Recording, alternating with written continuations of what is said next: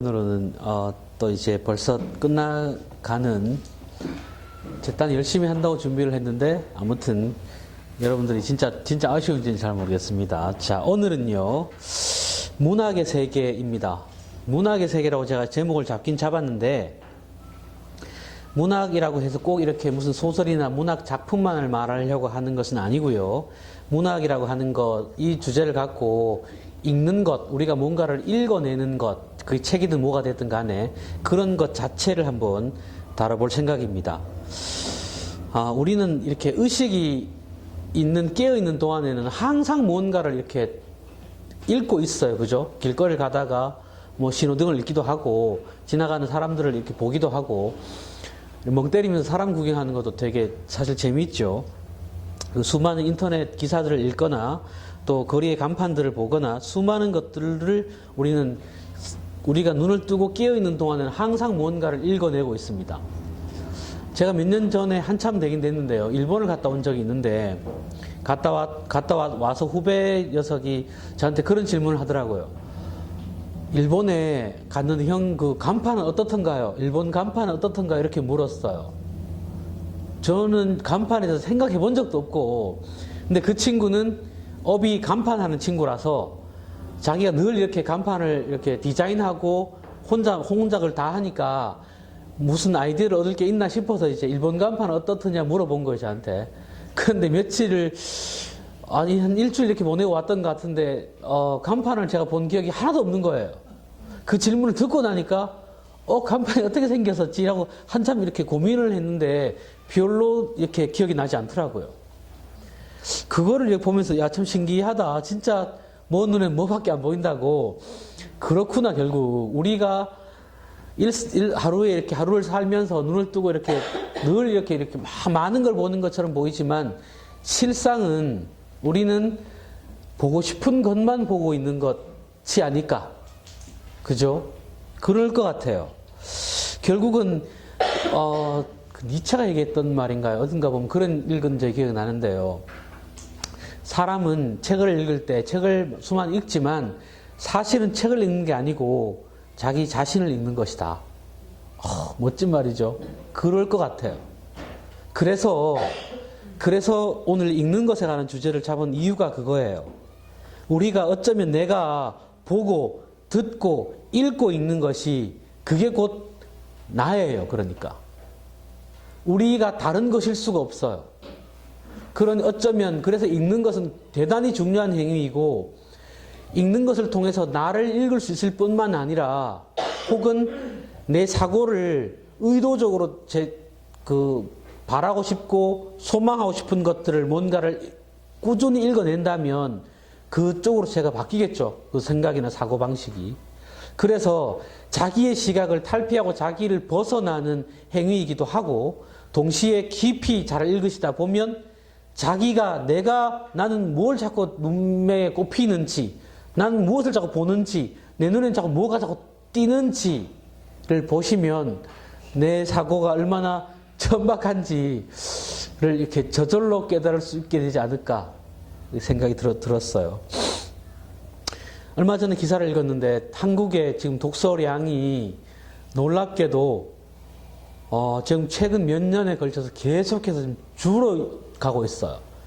어른, 성인과 학생들, 아이들 상관없이 전부 다 합쳐서도 흔히 말하는 그냥 교과서 이런 걸 제외한 책을 이렇게 계산해 봤을 때 한 해에 오늘 보니까 작년 같은 경우에 한국의 평균 독서의 양이 성인들의 독서 양이 7권 정도 1년의 양이에요. 그러니까 7권이면 한 달에 한 권도 읽기가 힘들다는 것이고 아마 모르긴 해도 또 거기에 잡혀있는 그 기록에 잡혀있는 것들 중에 사실 굉장히 많은 부분은 대략적으로 성공하는 방법 100만 원 투자해가지고 1억 버는 방법 이런 거 어떻게 하면 그런 성공학에 관련된 책들을 제외한다면 도대체 우리는 뭘 읽고 있을까? 라는 심각한 문제 제기가 돼요. 뭘 읽고 있지? 최근에 제목만 봤는데요. 안 봐도 제목 보니까 내용이 너무 뻔해서 뭐냐면 일본인 작가, 유명한 그 인문주의자 학자가 쓴 글인데요. 도쿄대는 죽었는가? 제목이 그런 거였어요. 그게 무슨 말이냐 하면, 일본도 지금 우리와 비슷한가 봐요. 책을 겁나게 지금 안 읽는 세대에 왔어요, 일본이. 일본이 한동안 근대 이후로 엄청난 속도로 발전해 오다가 멈췄고, 뭐, 오히려 이렇게 퇴보했다고 해도 과언이 아닌데, 그렇게 된 원인을 수많은 학자들이 독서에서 찾아요. 일본은 근대가 첫 개항하자마자 1800년대 후반부터 일본이 국가적으로 뭘 했냐 하면 엄청난 투자를 해서 전 세계에 있는 인문 고전, 소위 좋은 책이라고 하는 것들은 엄청난 양을 번역시켜서 일본어로 전부 다 번역한 작업을 했어요. 출판을 해냈어요. 그래서 70년대, 80년대쯤에 일본인들, 대학생들이 한 해 읽어내는 독서량은 가히 상상을 초월할 정도예요. 엄청난 양을 읽어 제꼈어요. 그래서 제가 가끔씩 일본 애니메이션이나 이런데, 물론 아주 걔들의 정서를 저는 도대체 이해가 안 되는데, 어떤 걸 보면 너무 잔인하고, 도저히 이렇게, 어떻게 저런 거를 그려낼 수 있을까? 저 사람들의 정신은 도대체 뭐가 있길래 저런 걸 저렇게 일상적으로 그려내지? 유명한 만화영 같은 거 있잖아요. 진격의 거인 이런 거 보면, 거인이 막 사람 뜯어먹고 이런 게 막 너무 쉽게 그런 걸 표현하고, 잔인한 괴물 그런 것도 너무 많아요. 일본의 애니메이션 이런 걸 보면. 대단한 상상력이긴 한데, 왜 그들의 정서가 그런 쪽으로 계속 발전해 갈까? 저는 조금 이해가 안 되는데요. 아무튼. 그렇다 하더라도 일본이 근대 이후에 1900년대 이때쯤에 50년, 60년, 70년대 이때 엄청나게 이렇게 그들이 발전했던 이유 중에 하나가 그 사람들이 가지고 있는 문학적이나 이런 예술적 수준도 굉장히 높았어요. 그걸 읽어보면 알아요. 작은 만화 영화, 만화 애니메이션조차도 그들의 애니메이션은 정말 우리 어렸을 때 여기 나실 텐데 막 은하철도 999 이런 거요. 그거를 제대로 읽어보시면 그게 그냥 애들이 보는 동화가 아니에요. 굉장히 깊은 철학을 담고 있는 그 어른들이 볼 수 있는 애니메이션이라. 우리나라 사람들이 쓰는 거하고는 차원이 달라요, 솔직히. 그랬던 일본이 지금 완전히 곤두박질을 치고 있어요. 그런데 한국 같은 경우에도 제 경험만 보더라도 제가 대학교를 다녔을 때는 그때 이렇게 TV나 이렇게 잡지나 이런데 이미지컷 같은 것만 보더라도요. 대학생, 예쁜 여대생이 옆에 막 굉장히 어려운 지금 읽는지 아닌지 모르겠지만 철학서 이런 거 옆에 끼고 그렇게 사진 찍는 이런 이미지가 굉장히 많았어요. 항상 이렇게 옆에 이렇게 끼고 다니는, 그죠? 기억나실 거예요, 아마. 그래서 그 당시에는 책을 안 읽는 건 부끄러운 일이었고요. 누구나 대학생이 되면 그래도 적어도 조금, 인문도서 몇 권 정도는 읽어야만 하는 것이 상식처럼 되어 있었던 때가 있었어요, 우리도. 그런데 지금은 제가 책 모임을 진행해 가고 있지만, 심각할 정도로 책을 읽지 않아요. 이거는 제가 보기엔 좀 문제가 심각해도 어느 정도 것이 아니에요. 이건 지금 도를 넘었어요. 그러면서 창의성을 기대한다든가, 이런 거는 애초에 제가 보기엔 기대하지 않는 게 정상인 것 같아요. 심각한 시대에 왔어요. 자, 거기 제가 그런 글을 써놨어요. 제가 책 읽기 말고 글쓰기 모임도 이렇게 진행을 해본 적이 있는데요. 작년쯤에 글쓰기 모임을 2번 정도 진행을 했는데, 그걸 하면서 제가 여러 가지 책을 읽다가 눈에 띄는 구절이 있어서 제가 적었어요. 그게 하버드 대학의 교육 목표래요.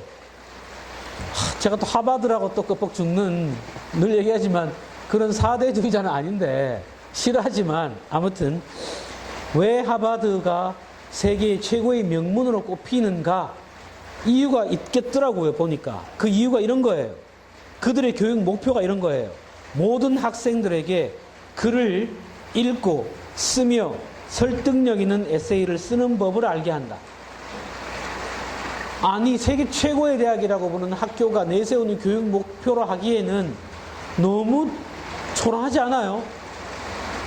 글 못 읽는 사람 있어요? 글 다 쓰잖아. 그리고 개발세발 쓰지만 우리 나름대로 써라 그러면 또 막 써요 또. 그런 법을 가르치기 때문에 학생들한테 세계 최고의 천재 아이들을 모아놓고 모든 학생들이 위대한 인문주의적인 텍스트를 해석할 수 있도록 한다. 이거를 보고 제가 다르구나. 진짜 다르구나. 이 사람들은 소위 서구의 인류대학이라고 하는 이 대학에서 이런 거를 모토로 교육의 목표로 삼을 정도구나. 이 서구의 문화는 벌써부터 오래전부터 스스로 생각한다는 것, 자기의 눈을 갖게 만든다는 것, 이게 얼마나 중요한 것인지 그것은 오래전부터 이미 알고 있었구나. 최소 우리보다 100년, 200년 전에 이미 알고 있었구나. 제가 그래서 안 되겠어서 제가 서울대 홈페이지에 들어가 봤어요. 소위 우리나라에서 그렇게 훌륭하다고 하는 서울대의 교육 목표가 뭔가 찾아보려고 제가 둘러봤는데 딱히 교육 목표라고 하는 게 없어. 그게 더 충격이었고요. 뭐 개발세발 적어놨는데 뭐라고 적어놨냐면 이렇게 적어놨어요. 세계를 선도할 진취적인 인재를 양성하고, 무슨 풀 뜯어먹는, 정말 이따위가 어떻게 교육 목표가 돼요, 이게. 세계를 선도할 진취적 인재가 뭔데요, 도대체 이게. 정체가 있어요, 이 정체가. 그냥 차라리 대놓고 돈 많이 버는 놈들, 아니면 그냥 높은 자리에 올라가는 놈들, 차라리 이래 적는 게 낫지 않겠어, 이거? 이거 너무 대놓고 이런 거잖아, 이거. 그런데 놀랍게도 여러분들 우리 학교 다니면서 초등학교 때부터 유치원부터 쭉 지금까지 대학 다 나왔지만 거기에 교육 목표 혹시 기억나세요? 거기에 교육 목표라고 적어놓은 그것들이 얼마나 이게 헛개비예요, 사실. 아무 의미 없는, 그냥 보기 좋게 사람들이 보면 뭐 그럴듯해 보이는 거, 그렇게 교육 목표를 적어놓고 그 교육 목표가 1년의 교육 과정 속에 아이들을 가르치는 그 1년 내내의 과정 속에 내 한 개도 들어가 있는 꼴을 내가 본 적이 없어. 서울대가 세계를 선도할 진취적 인재가 도대체 뭔지를 규정해 놓고 있지도 않아요, 도대체. 아니, 지들이 교육의 목표라면, 세계를 선도할 진취적 인재라면 이런 겁니다. 이걸 갖추면 적어도 세계를 선도할 진취적 인재 상입니다. 이게 최소한 요래라도 써놔야 될 거 아니야. 그런 것도 없어요. 그런 것도. 정말 이게 왜 이렇게 됐을까? 그런 이런 거에 비해서 너무나 선명하고 너무나 구체적으로 글을 읽고 쓰는 방법을 가르치겠다, 애들한테. 글을 읽고, 좋은 책을 읽고, 위대한 인문주의적 텍스트란 말은 고전들 좋은 책이란 말이에요. 좋은 책을 읽고 해석할 수 있게 하겠다. 누구나 해석한단 말은 지 말로, 지 눈으로, 지 언어로 표현해 볼 수 있는 능력을 기르게 하겠다, 요거예요. 그렇게도 기본적이고도 너무 지나치게 기본적인, 이게 그들에게 왜 그렇게 중요한 것이었을까? 교육의 목표로 내세워야 할 만큼 결국은 읽는다는 것, 자기 스스로 생각하는 사람을 만든다는 것, 자기 언어로 말할 수 있고 자기 글로 표현할 수 있고 자기 생각을 곰삭혀서 자기 말을 할 수 있다는 그 스스로 생각하는 인간, 이게 그들이 생각하는 이상적인 인간인 거예요. 진짜 삶을 잘 살 수 있는 사람. 그래서 거기에 또 그런 쇼펜하우의 글을 제가 옮겨놨는데요. 많은 독서는 정신의 탄력을 몽땅 앗아간다. 그러니 시간이 날 때마다 아무 책이나 덥석 손에 쥐는 것은 자신의 사고를 갖지 못하게 하는 가장 확실한 방법이라 할 수 있다. 자신의 기본 사상에만 진리와 생명이 깃든다. 우리는 그것만을 제대로 온전히 이해하기 때문이다. 독서에서 얻은 생각은 남이 먹다 남긴 음식이나 남이 입다가 버린 옷에 불과하다. 19세기 최고의 독일 문장가라 불만하죠. 남의 독서에서 그냥 얻어서 그게 마치 지 것인 양 떠드는 것은 남이 먹다 남긴 음식을 먹는 것과 무엇이 다르냐? 남이 입다 버린 옷 주워 입는 것과 뭐가 다르냐? 라는 놀라운 일침을 하고 있어요. 그런데요, 진짜 불행히도요, 한국에 있는 지식인, 이건 뭐 유명히 알려진 사실이죠. 서울대에서 학점을 제일 잘 받는 아이들, 서울대 안에서도 가장 수재라고 천재라고 불리는 아이들의 공통점을 뽑았을 때 그게 뭐냐 하면 교수들이 말하는 모든 것, 헛소리까지, 농담까지 하나도 토시 하나 틀리지 않고 다 받아가 적어서 그대로 적어내는 인간들. 그게 서울대에서 최고의 인재상이에요, 지금. 가장 성적이 좋다고 하는 아이들. 이거는 뭐 등신들을 지금 키우고 있는 것인지 진짜 먹다 남은 정도가 아니고 토한 걸 처먹고 앉아있는 게 아닌가 싶을 만큼 정말 이건 통탄할 일인 것 같아요. 왜 똑똑한 아이들을 모아서 그것도 우리가 낸 세금을 갖고 그 아이들한테 그런 쓰레기를 먹이고 있는 건지 그거를 교육이라고 해야 되는 건지 정말 죽을 것 같아. 교육 얘기만 하면 열이 받아가지고 제가. 그런데 그렇게 공부를 하다 보니 소위 TV 토론회나 소위 교수님들이나 소위 수많은 학자들이 하는 사람들이 나와서 하는 대부분의 얘기가 지 속에서 사가서 지 얘기를 하는 놈은 별로 보지를 못한 것 같아요, 제가. 전부 다 걔는 누구고 서양의 훌륭한 그 사람은 이렇게 말했고 자는 저렇게 말했고 공자는 이렇게 말했고 그래서 네 생각은 뭐 어쩌라고. 지 생각을 말할 수 없는 존재가 돼버렸어요. 최고의 학자라고 하는 사람들조차도 지금. 이거 심각한 문제가 아닐 수 없는 것 같아요. 그러니 그거를 처음부터 아주 오래전부터 이미 서구의 이 참 부끄럽게도 그 사상가들은 이미 알고 있는 게 아닌가. 자신만의 세계를 바라보는 눈과 오랫동안 곰사가서 끌어내는 자기의 생각 그리고 자기의 손과 몸에 밴 자기의 어설프지만 자기의 진솔한 그 글을 써낼 수 있는 그것이 서구가 생각하는 교육의 목표예요. 그게 그들이 꿈꾸는 인간이에요. 너무 멋지지 않아요? 딴 게 아니고 자기 삶 살 수 있는 사람. 우리처럼 무슨 대단한 진취적인 인간이니 세계를 이끌어가는 이딴 얘기 말고 지 삶도 못 이끌어가는데 뭘 세계를 이끌어 지금. 지 생각도 하나 못 이끌어가는데 무슨 세계를 이끌어요. 그런 경험을 했죠, 우리나라도. 오바마 와가지고 특별하게 와서 한국까지 왔으니 내가 너들한테 특별하게 기회를 줄게. 한국 기자들 너들이 한번 질문해봐. 이러니까 아무도 질문 못하고 등시같이. 아마 거기에 한국의 기자라고 기자증 달고 가 있었던 놈들은 100% 서울대 나온 놈들이었을 거예요, 아마. 내가 갔으면 무슨 자식인데, 진짜. 자, 아무튼. 그런데 왜 이렇게 한국은 빈 껍데기 그 교육만 됐을까? 대충 눈에 보이기 좋은 거. 그래서 그냥 거울만 걸어놓고 이렇게 멋진 사람을 우리는 키워요. 창의적이고 막 예의 바르고 이런 인재상 걸어놓고는 실제로 애들한테 가르칠 때는 조용히 해 새끼야 닥쳐 하지마 막 이러고 앉아있으면서 뭔 놈의 창의적인 애를 그렇게 길러. 선도적인 인재를 어떻게 그렇게 길러줘요. 그게 이 교육이 골뿐인 그냥 우리는 당연히 그렇게 되는 것처럼 돼 있어. 지금 공공기관에 보고서나 이런 거 다 보세요. 전부 다 교육 목표 근사하게 막 무슨 뭐 우주의 별을 딸 것 같아. 이거 되면 큰일 날 것 같아. 개코도 밑에 가면 다 안고 다니는 이런 식의 글쓰기나 거짓말하는 글쓰기가 너무 익숙해 돼 있어요.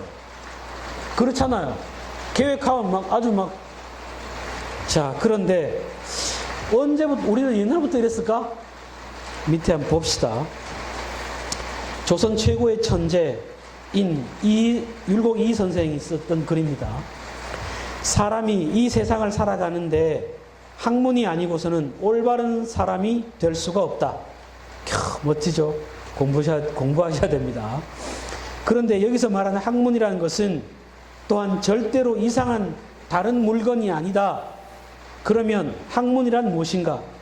이것은 다만 남의 아비가 된 자는 그 아들을 사랑할 것이고, 자식된 자는 부모에게 효도할 것이고, 신하가 된 자는 충성을 다할 것이고, 부부간에는 마땅히 존중이 있어야 하고, 형제간에는 서로 우애가 있어야 하고, 젊은이들은 공손해야 하고, 친구 사이에는 믿음이 있어야 한다. 이런 일들을 날마다 행하는 행동 사이에서 모두 마땅한 것을 얻어서 행해야 할 것이고, 공연히 마음을 현무한 것으로 달려서 무슨 이상한 효과가 나기를 넘겨다보지 말 것이다. 이 격몽요결이란 책은요, 이 선생한테 자꾸만 젊은이들이 찾아와서 선생님, 저희들이 공부를 어떻게 해야 할까요? 무엇을 봐야 할까요? 자꾸 질문을 하니까 이게 개인별로 가르칠 수가 없어서 이 선생이 후학들을 향해서, 유학을 공부하는 첫 초심자들을 향해서 공부는 이런 거야, 공부는 이렇게 해야 돼 라고 하는 안내서를 쓴 거예요. 그게 경몽요결이에요. 그런데 이걸 보고 처음에 저는 이런 해석을 듣고, 야, 조선 최고의 천재 중에 천재, 구도장원공이다. 장원급제를 9번이나 한 사람. 이건 뭐 남한 학자다. 뭐 이런 분위기죠, 지금 이게. 지 혼자 다 해먹은 10대에 뜻한 바가 있어서 절에 들어가서 공부를 하는 수도를 하시는데 10대에 1년 만에 불교의 철학을 통달했다 라고 불렸던 어마어마한 조선 최고의 천재이죠. 난 그런 사람이, 야, 학문하는 사람을 위해서 뭔가 비법을, 그 요결, 멋지잖아, 일이 뭔가. 막 그래서 막 굉장히 기대하고 읽었어. 근데 뭐 개코나 읽어보니까 뭐 다 아는 거야, 결국. 그런데 이거를 보면서 오히려 제가 훨씬 더 감격하고 감탄을 했어요. 감격스러웠어요. 우리의 교육도 분명 이런 것이었고, 이런 것이어야 했어요. 교육은 학문한다는 것, 공부한다는 것은 개코나 괜히 어디 멀리 가가지고 큰 것 때려잡는 게 아니고, 진짜 사람다워지는 것, 참 사람 되는 것, 지극히 평범하게 짝이 없는 것인 것처럼 보이지만 특별한 것에 마음이 빼앗겨서 자꾸만 허영심을 불러일으키는 그런 공부가 아니고, 진짜 진리를 쫓는 것, 사람다운 사람이 되는 것, 좋은 사람 되는 것, 이웃과 더불어 함께 살아갈 수 있는 사람이 되는 것, 보면 마땅히 할 것을 얻어서 해야 될 것, 인간으로서 마땅히 해야 될 것을 마땅히 행하게 하는 것, 그거 이상이 아니다, 공부가라는 게 하는 것이. 그런 거를 알려주고 있어요. 경몽이란 뜻이라고 하는 거, 목매한 자들을 교육한다는 뜻이고, 요결이란 뜻은 그 중요한 비결이다 이런 뜻인데, 무지한 자들을 깨우는 중요한 비결이 이거예요. 딴 게 아니고. 그분의 말을 다시 한번 옮기면요, 처음 배우는 사람들이 아무런 방향도 알지 못할 뿐 아니라 더욱이 확고한 뜻이 없이 그저 아무렇게나 이것저것 묻고 보면 서로 아무런 도움도 되지 못하고 도리어 남들의 조롱만 받을까 두렵게 생각되었다. 이에 간략히 책 한 권을 써서 여기에 자기 마음을 세우는 것, 몸소 실천할 일, 부모 섬기는 법, 남을 대하는 방법 등을 대략 적고 이것을 경몽요결이라 이름했다. 학도들에게는 이것을 보여 마음을 씻고 뜻을 세워 마땅히 날로 공부하도록 하고자 하며, 나 역시도 오랫동안 우물쭈물하던 병을 스스로 경계하고 반성하고자 한다. 결국 우리가 책을 읽는다는 것은 마음을 세우는 것이고요, 뜻을 세우는 것이고요, 마음을 씻겨내는 것이고요, 방향을 잡는 것이고요, 내가 누구인지를 아는 거예요. 자꾸만 주식 투자 이렇게 나처럼 하면 볼 수 있다. 맨날 이런 거를 보고 앉아 있으면서 나는 어떤 사람이야. 주식 투자하는 사람이지 뭐. 눈에 돈밖에 안 보이는 사람이지 뭐. 그렇잖아요. 우리가 맨날 보고 듣고 말하고 있는 것이 언제나 그곳에 있다면 그게 바로 나예요. 숨길 수가 없어요. 그게 나예요. 나는 맨날 돈만 밝히지만 그래도 책은 자꾸 이런 거 읽어보려고 그래도 몸부림을 쳐야 이게 경몽이 되는 거예요. 내 생각을 깨울 수 있고요. 내 사고를 바꿀 수 있고요. 내 삶을 다르게 할 수 있어요. 그게 공자가 한 거예요. 매일매일 아무도 보지 않는 곳에서 누가 보든 보지 않던 어떤 곳에 어떤 순간에서라도 자기를 끊임없이 도 안에 머물기를 원했던 그 사람. 그렇게 훈련을 하니까 나중에는 지가 곧 도고 도가 곧 자기가 되는 그런 경지에 오르죠. 내가 화투가 내가 아트의 경지를 올리는 그런 게 아니고요. 그것도 연락이 치면 그래 되겠죠. 아무래도 뭐든. 그러니 우리가 무엇을 읽느냐 무엇을 보느냐의 문제는 지금 소펜하우가 얘기했듯이 그냥 닥치는 대로 재미삼아서 막 읽어야 될 문제가 아니에요. 제가 안타까웠던 것은 책 읽기를 가끔 하다 보면 책 읽기에 고수들이 가끔씩 있어요. 정말 무지막지하게 책을 많이 읽는 사람들도 있더라고요. 근데 저는 굉장히 타독하는 스타일은 아니거든요. 제가 지난주에 자랑했지만 매일매일 책을 읽지만 어떨 때는 뭐 많이 읽을 때도 있고 적게 읽을 때도 있지만 막 겁나게 막 닥치는 대로 읽는 스타일은 아니에요. 그런데 이놈의 책을 닥치는 대로 읽다 보니까 사람이 정말 닥치는 대로 되는 것 같아. 이거는 뭐 방향이 없어. 그러니까 나는 너무 의아하더라고. 도대체 왜 읽지 책을 저 사람은? 그런데 생각보다 그런 사람들이 많아요. 가만 보니까 왜 읽냐 보니까 그런 사람들이 책 읽기 모임에 많이 나오면 어떤 현상이 벌어지냐 하면요. 이건 뭐 사전이야. 뭐 얘기하면 막 다 얘기해. 막 지가 읽은 거 막 다 끄집어내. 근데 막 어떤 날 둘이 막 싸운다? 알고 보면 왜 싸우냐 하면 지가 읽은 건 야도 읽었어. 지가 얘기하고 지가 딴 놈이 다 얘기해. 그러니까 막 성질나가지고 막 내가 얘기해야 되는데 막 같은 자료 보고 유튜브 보고 막 이래가지고 막 지 아는 척하고 개 폼 지려고 왔는데 이게 폼이 안 지겨지니까 이게 폼이 안 나니까네.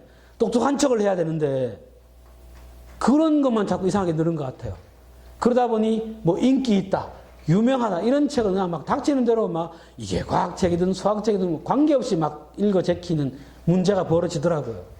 그런데 책은 아까 얘기했듯이 책은 자기 생각을 깨우는 일이에요. 사고를 바꿔내는 훈련이에요. 지독하고 치열한 사고 훈련이어야 돼요. 물론 우리가 맨날 그럴 수는 없지만 가끔씩 이렇게 뭐 즐거운 것도 찾겠지만 그러나 기본적으로 독서라고 하는 개념을 바꾸셔야 돼요. 그래서 인문 고전 읽기가 중요하고 이제껏 인류가 나온 최고의 대가들이 어떤 생각을 했고 어떤 고민을 했는지 그들이 평생 무엇을 갖고 그렇게 분투하고 씨름하고 싸웠는지 그거를 치열하게 읽다 보면 많이 읽을 수가 없어요. 솔직히 그걸 많이 읽고 막 다 따라간다 이러면 지가 천재지 뭐. 근데 그렇게 되지가 않아요.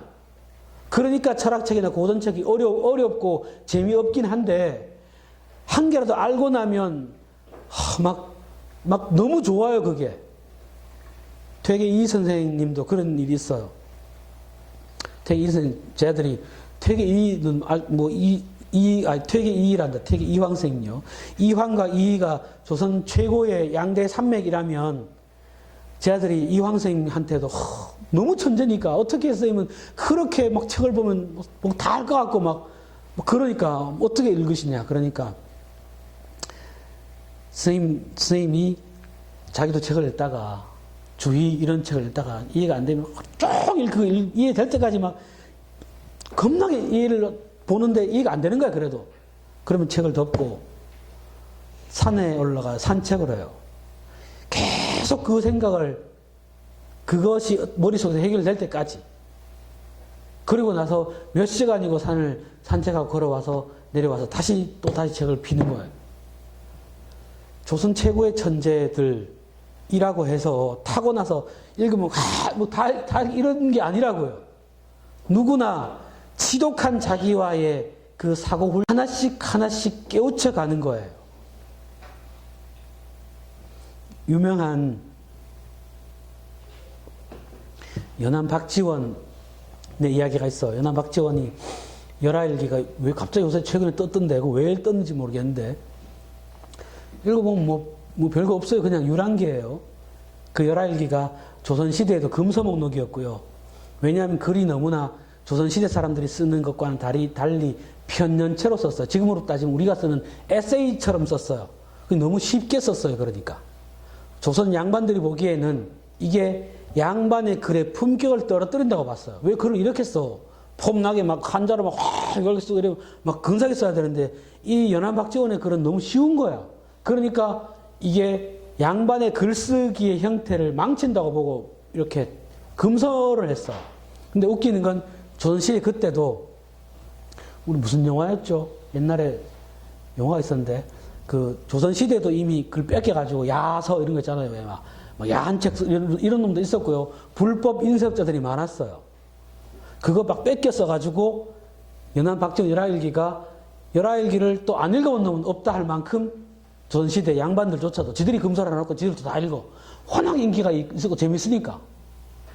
무슨 이런 거 공자 이런 거 읽어봤자 재미 하나도 없는데 막 이래야 되는데 연암 박지원의 글은 너무 순수 잘 읽고 재밌거든. 그러니까 실제로 다 읽은 거예요. 아무도 그 말을 못하지만. 그러니까 아녀자, 부녀자를 비롯해서 다 읽었어요. 그런 연암이 이렇게 한동안 길을 떠나지고 있었는데 어떤 사람이 옛날에 같이 동문 수학했던 자기 친구가 연암이 자기 동네 고향으로 온 거야.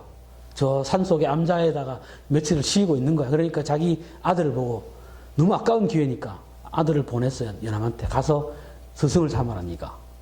어떻게든 얼마 동안 있을지 모르지만 가서 배워라. 그러니까 야가 이제 아버지 말을 듣고 또 연암의 그 명성이 익히 조선에 다 지금 조선 최고의 문장가로 불린 사람이니 가서 막 이제 읍소를 하면서 스승이 되어 달라고 빌죠. 그 연암이 서울 한양에서 또 내려온 이유가 하도 찾아온 인간들이 많고 그러면서 지들을 맨날 욕을 하면서 배우려고 하는 인간은 막 그게 번잡해서 다 버리고 제자 한 명만 데리고 지금 유랑을 다니고 있는 판인데 여기서 또 무슨 제자를 키워요. 그러니까 이제 일부러 쫓아내려고 시비를 건 거죠. 내가 너들 아버지하고 내가 어떤 사이인지 아냐?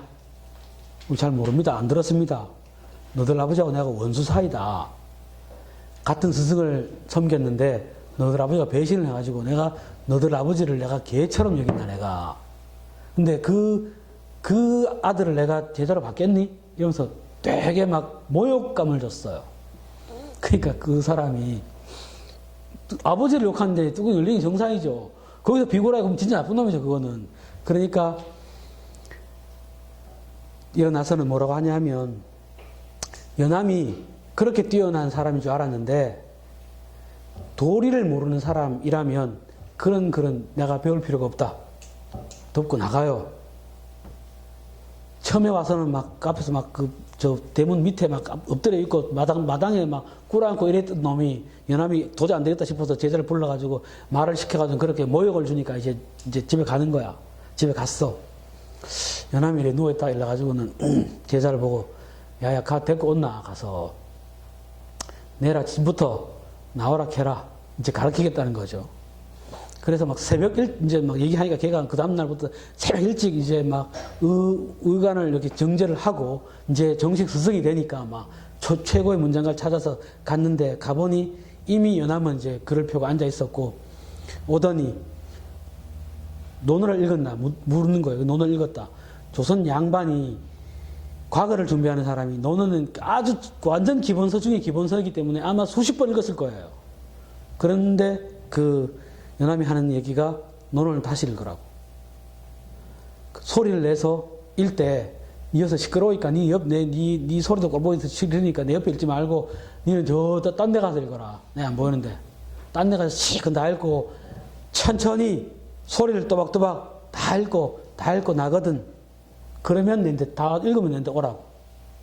야가 이제 연암은 저쪽 그쪽 정자에 앉아서 놀고 있고, 지는 저쪽 계곡 밑에 가가지고 바위 위에 앉아가지고 논어채를 끄집어내서 피워서 읽는 거예요. 읽는데 이게 하도 많이 읽었고, 너 다 알아. 뭐 다 아는, 뭐 모르는 게 없어, 이미. 근데 이거를 또 새로 읽자니 죽겠는 거죠. 그런데 그 스승이 지금 미션이 그거니까 다시 읽은 거예요. 다시 전체를 읽으라니까 소리를 내가면서 천천히 죽자고 천천히 읽었어요. 죽자고 천천히 읽어서 3일을 걸려서 그 책을 다 읽어요. 근데 논어는 저도 읽어봤지만 논어가 그렇게 엄청나게 양이 방대하지 않아요. 그렇게 맑은 사람 그냥 수수. 저도 논어 강의도 몇 번 해서 저도 한 논을 10번쯤 읽은 것 같은데, 뭐 이미 이제 표시를 많이 나가서 제가 좋아하는 구절, 싫어하는 구절 다 있기 때문에 막 필요할 때 써먹으려고 이렇게 그런 거 다 표시해 놔가지고 그것만 쓰면 돼. 아니면 뭐 이게 과거시에 출제 많이 된 놈 이런 거 외우면 될 거 아니야. 교과서인데. 그런데 그거를 하나씩 읽어서 3일 동안 걸려서 지는 시간을 최대한 늦춰서 읽어서 갔어요. 그러니까 그 3일 읽고 나서 이 제자가 깨달은 바가 있어요.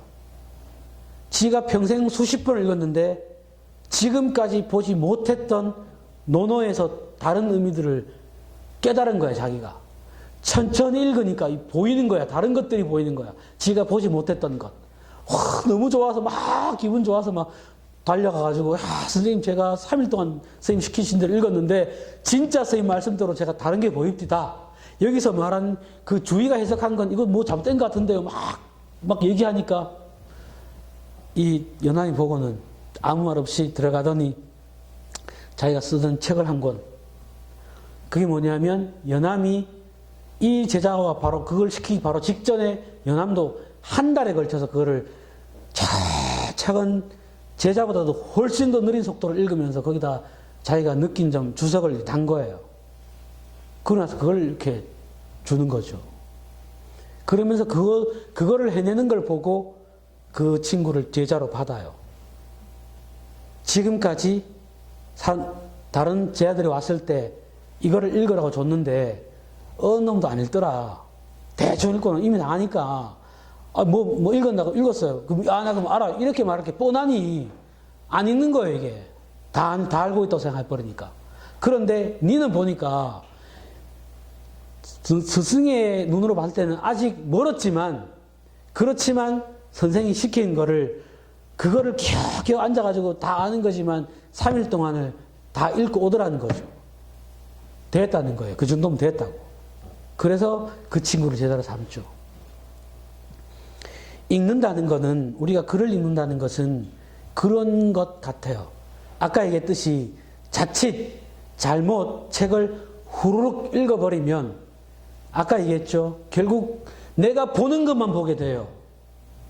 그것은 책을 읽는 게 아니고요. 내가 누군지만 보게 되는 거예요, 자꾸. 근데 그것도 생각을 깊이 해야 돼요. 자꾸 그걸 훈련을 하시다 보면 내가 어디에 꼽히지? 나는 어디에다 밑줄을 치고 있지? 나는 왜 이게 가슴에 막 끌리지? 딴 놈들은 왜 저다 줄을 쳐? 쓸데없는데. 제가 애들 독서 지도를 하면 항상 하는 것 중에 하나가 줄 치면서 읽으라는 거예요. 줄 치면서 읽었어.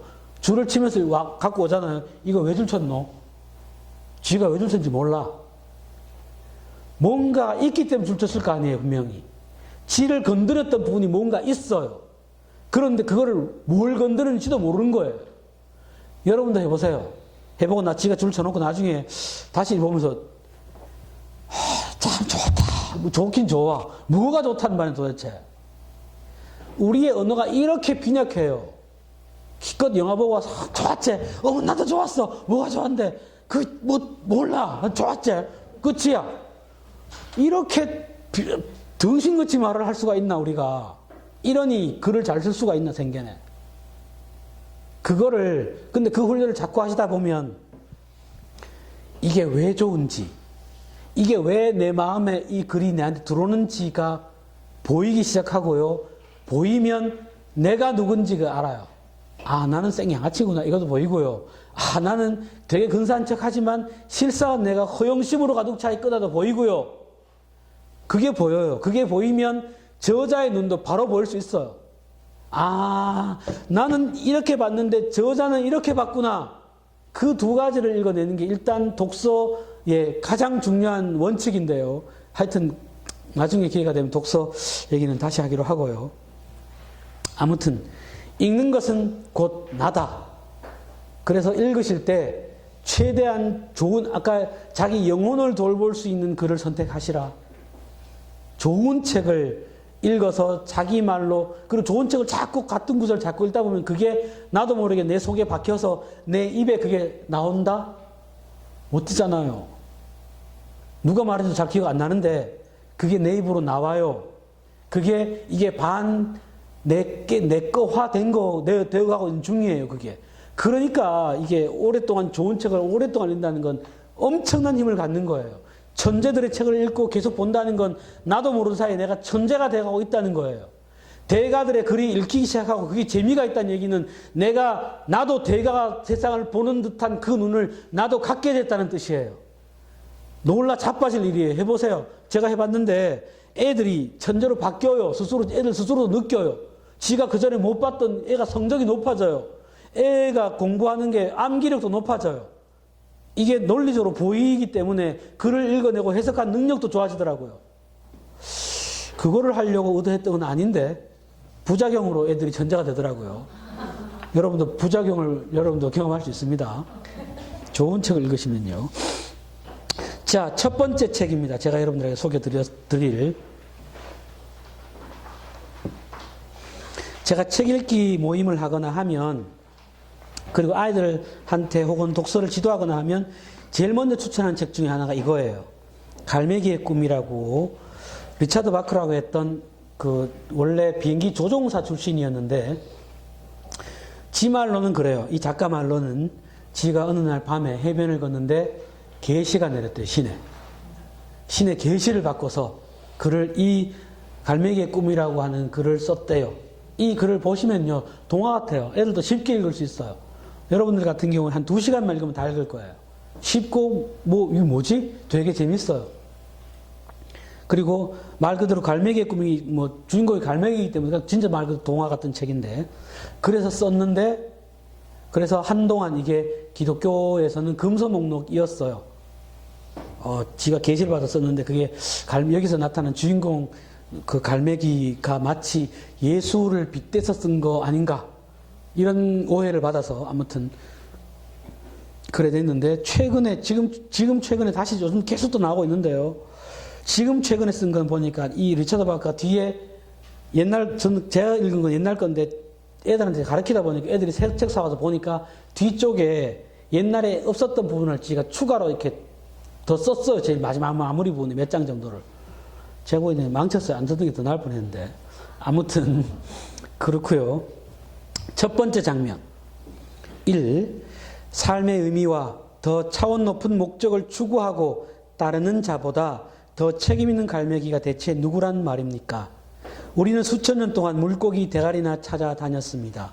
그러나 이제 우리는 삶의 이유를 갖게 되었습니다.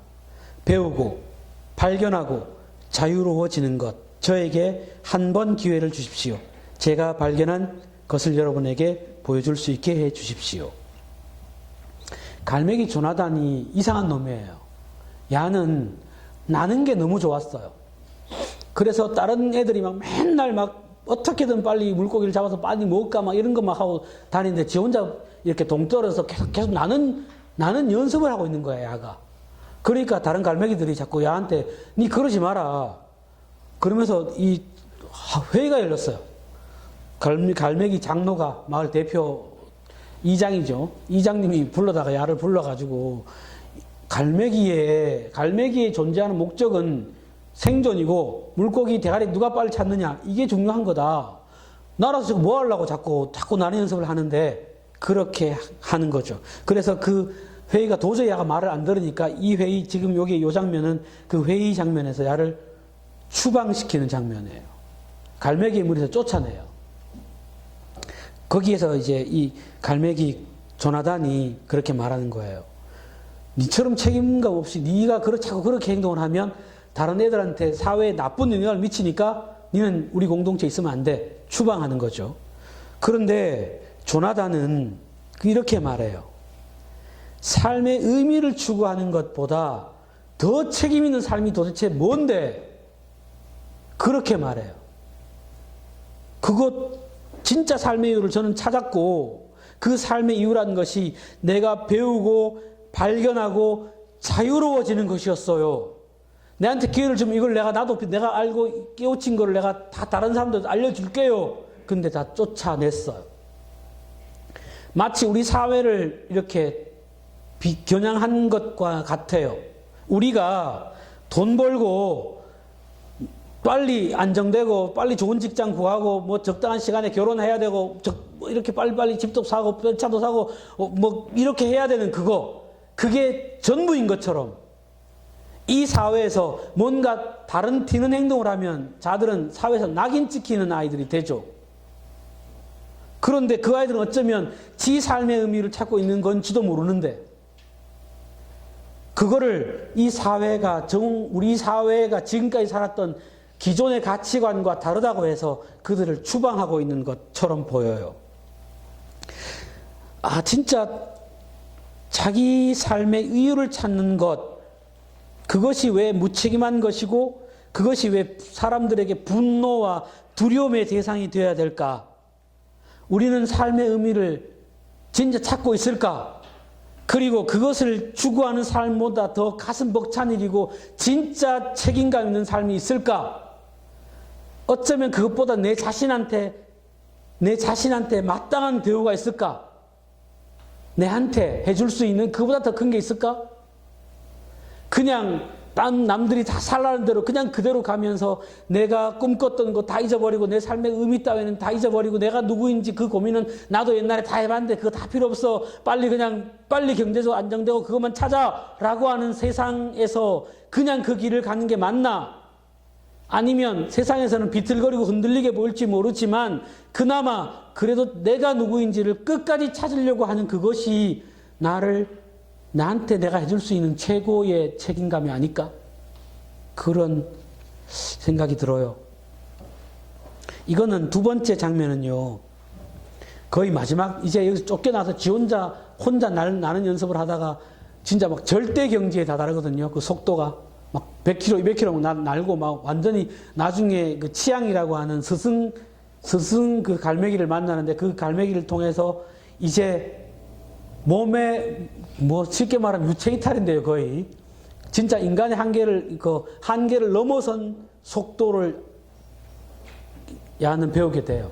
그걸로 따지면, 우리 인간으로 따지면 진짜 삶의 의미 혹은 성인이 될 만큼 굉장한 어떤 경지에 이르고 난 다음에 그 사람들과 함께 있지 않고 자기를 쫓아냈던 갈매기들이 한테 알려줘야 되겠다 싶어서 공동체로 다시 돌아와요. 근데 안 받아주니까 저 멀리서 그냥 자기들이 찾아오면 그이들을 가르치는 훈련을 해요. 그런데 몇몇 아이들이 이제 찾아오고 가르치다가 어느 날 밤 그러니까 커크라고 하는 갈매기가 날개를 다쳐가지고 날개가 부러져 버렸어요. 더 이상 날지 못해요. 그래서 해변에서 자기 야들끼리 혹시나 마지막 희망이 될까 싶어서 요나단을 찾아온 거예요. 그래서 이렇게 말하죠. 도와달라고. 저는 세상에 그 어떤 새보다 날고 싶어요. 근데 이제 더 이상 날 수가 없어요. 그러니까 조나단이 너무 쉽게 말하죠. 좋아, 그럼 날 따라와라. 나와 함께 땅으로부터 날아오르자. 그것이 시작이다. 그러니까 아니 당신이 지금 저를 보세요. 난 지금 못 난다고요. 저를 보고 얘기하세요. 날개가 꺾였어요. 더 이상 날 수가 없어요. 이래 말하니까 조나단이 그대는 그대의 자신이 될 수 있는 자유, 진정한 자아가 될 수 있는 자유를 가지고 있다. 그것이 위대한 갈매기의 법칙이고 존재의 법칙이다. 그러면서 이 두 갈매기가 나는데 시걸이 날개를 펴고 그날 밤에 창공을 날아요.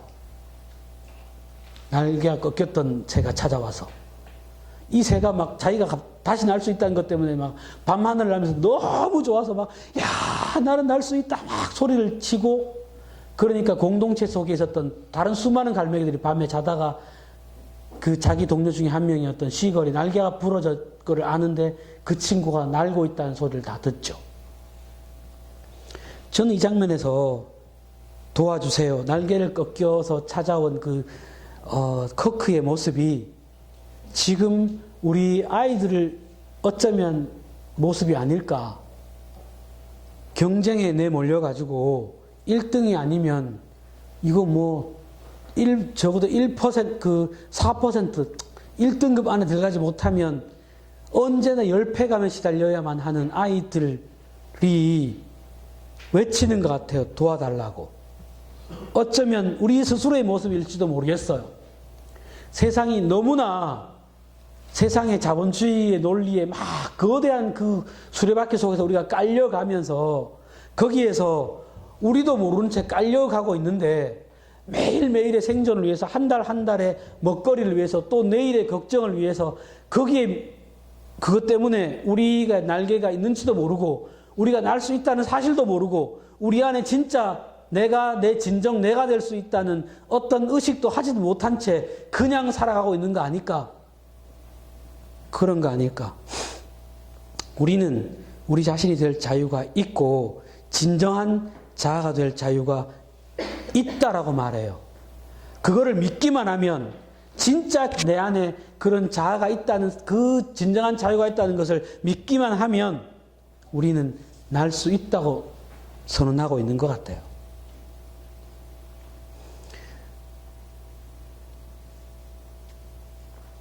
조나단이 얘기하죠.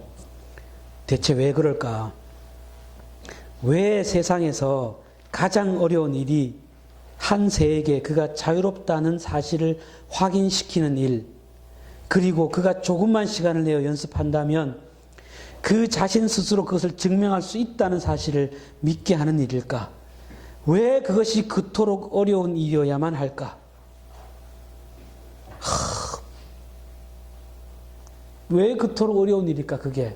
우리한테도 진짜 어려운 일인 것 같아요. 저 스스로도 그렇고요. 이렇게 말들 하지만 늘 자신의 영혼을 돌보는 그 치열한 투쟁을 해야 된다고 말하지만 여전히 또 카드값 돌아오면 막 뒤질 것 같고 정말 그냥 딱 죽었으면 좋겠다 그런 생각이 들기도 하고 이게 뭐 사는 건지 돈 버는 기계인 건지 이 아이들한테 또 이런 길을 또 그대로 야들이 또 따라가야 된다는 생각을 하면 답답하기 그지 없고 위에 어르신들이 요새 새끼들은 고생을 덜 해봐서 그래. 뭐 얼마만큼 고생을 해야 돼 도대체.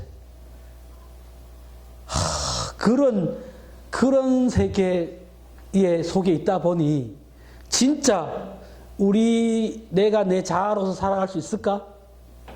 이게 가능한 일일까? 라는 것을 믿는다는 것은 거의 기적에 가까운 일이 아닐까라는 생각이 들어요. 진짜로, 그죠? 참 너무 힘든 슬픈 일이긴 한데. 자, 두 번째 책으로 가겠습니다.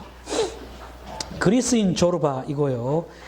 이 책에 특히 이 책도 좋아하지만 니코스 카잔차키스라고 하는 이 책의 저자를 매우 좋아하는데요. 어떻게 이럴 수 있을까, 이 사람이. 정말 거의 도인에 가까운 사람이었던 것 같아요. 거기에 제가 이렇게 그가 죽기 전에 70이 넘어서 썼던 영혼의 자서전이라고 했던 책에 나오는 글에 그걸 좀 실었는데요. 한번 읽어보겠습니다. 내 영혼을 처음으로 뒤흔든 것은 공포나 고통이 아니었고 쾌감이나 장난도 아니었으며 자유에 대한 열망이었다. 자유에 대한 열망이 자기 영혼을 뒤흔들었대요. 우선 첫 번째는 터키인들로부터 찾아야 하는 자유, 그것이 첫 번째 단계였고 그리스가 터키에 지배를 받을 때 터키에서 해방하기 위한 해방운동을 참여했고요. 두 번째, 다음에는 내면의 터키인인 교만과 악의와 시기로부터 공포와 게으름으로부터 눈을 벌게 하는 헛된 사상으로부터 두 번째, 바깥에 있는 내 밖에 있는 억누르고 있는 터키의 군대로부터 쪽발로부터 벗어나야 되고요. 두 번째 지가 자유를 위해 싸우려고 했던 건 자기 안에 있는 교만이고 악의이고 시기고 공포고 게으름이래요. 그리고 헛된 사상들이래요. 되지도 않은 것들을 내 머릿속에 잔뜩 집어넣고서 마치 지가 지식인이 된 양, 그리고 마치 지가 무슨 그리고 언제까지 이놈의 이게 정말 저한테 가장 큰 화두이고 숙제인데요. 더럽게 교만해요. 더럽게 아주 미쳐버리겠어요. 아주 얼마나 더 고생을 해야 얼마나 더 살면 인간이 진짜 겸손해질 수 있을까? 저는 교만해가지고 인생 종친 인간인 것 같아요. 근데 보니까 뭐 다들 교만하더라고요. 보니까 아무튼 그렇긴 한데 자기 안에 진짜 자유를 찾기 위해서 자기가 진짜 아무도 아무것도 아니라고 한 깨달음이 깨달음의 시작인 것 같은데 그 시작부터 어려운 것 같아요. 뭐 종교 얘기를 하면 옛날에 뭐 제가 불교 금강경도 몇 번 읽었는데요. 겁나 어렵더라고요. 제가 그걸 감히 해석할 수 있을 정도가 아니더라고요. 그래서 덮었고요, 그거는. 근데 뭐 옛날에 해능 선사님이시라든지 그런 분들의 글이나 이런 것도 마찬가지고요. 종교의 공통점은 그래요. 기독교의 공통점도요. 인간이 계시를 신의 어떤 계시 은혜가 왔을 때 첫 번째 반응은요. 좋아 죽 이런 게 아니에요. 첫 번째 반응은 끔찍한 자기 부정이에요. 내가 가치가 없고 무가치하구나라는 인식이에요. 모든 종교가 공통돼요. 그게. 나는 아무것도 아니구나. 내가 뭐라고 도대체 라는 인식이 처음인 것 같아요. 그게 출발인 것 같아요. 그거를 위해서 이 니코스 카잔차키스도 평생을 싸웠던 것 같아요. 마지막으로 가장 사랑과 흠모를 받는 대상들을까지 포함한 우상들로부터 자유를 찾으려는 투쟁이다. 와, 정말 이 사람의 자유, 자기다움, 진짜 자아가 되기 위한 투쟁이 얼마나 치열했는지를 볼 수 있는 대목이에요. 사랑과 흠모를 받는 대상들이 뭘까요, 도대체? 저도 이렇게 그렇지만 이런 뭐 제가 되게 좋아하는 인물들이 소크라테스라든지 뭐 여러 명들이 있는데 정말 좋아하는 사람들인데 이 사람들에게조차도 그게 너무 빠지면 그건 그 사람이죠. 제가 아니고. 끝까지 가면 그까지 다 벗어내는 것 같아요. 심지어 종교마저도. 종교도 마찬가지죠. 아무리 거룩하고 고상하고 인간을 품격을 세우는 것이라 하더라도 그것이 마치 전부인 것처럼 되면 그것이 내 거화되지 않으면 나의 것이 되지 않는다면 그것은 우상일 뿐인 거예요. 이 사람에게. 놀라운 거죠. 이 사람이 어렸을 때 젊은 객기로 한때 이랬다면 이 정도가 아닐 텐데 70이 넘어서 74인가요? 하여튼 그때 돌아가신 걸 알고 있는데 72살인가 이거를 썼어요. 그때까지도 평생을 걸쳐서 진짜 자아가 되기 위한 몸부림을 평생 동안 해왔기에 이런 통찰이 가능하지 않았나 싶어요. 인간은 저마다 맞서 싸울 적의 정체를 결정짓는다. 비록 그것이 파멸을 뜻할지언정 나는 신과 싸우게 되어 기뻤다. 그는 흙을 빚어 세상을 창조했고 나는 어휘를 빚는다.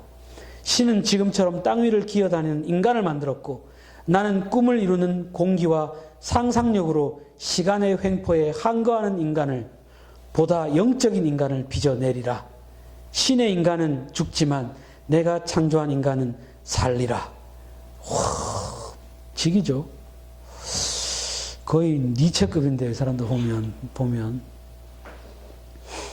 그에게는 신이 아무리 거룩한 존재라 하더라도 무작정 그게 마치 진짜 신이라 하더라도 무작정 주어지는 진리 따위는 받지 않겠다는 거예요.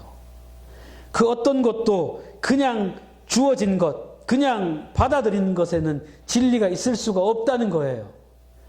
그 어떤 것도 내 스스로가 깨우쳐서 내 스스로가 내 속에서 치열한 고뇌 속에서 빠져나오지 않은 언어는 언어가 아닌 거예요. 우리 이 전체 강의 마지막 강의 하실 우리 김인남 쌤이 했던 것 중에 굉장히 인상 깊게 남아있는 게 있어. 제가 배웠던 때 쌤이 그런 표현을 쓰셨어요. 아무리 이렇게 입으로 자, 그 네 말 아니다. 네 거화되지 않은 언어는 침묵하는 것과 같다.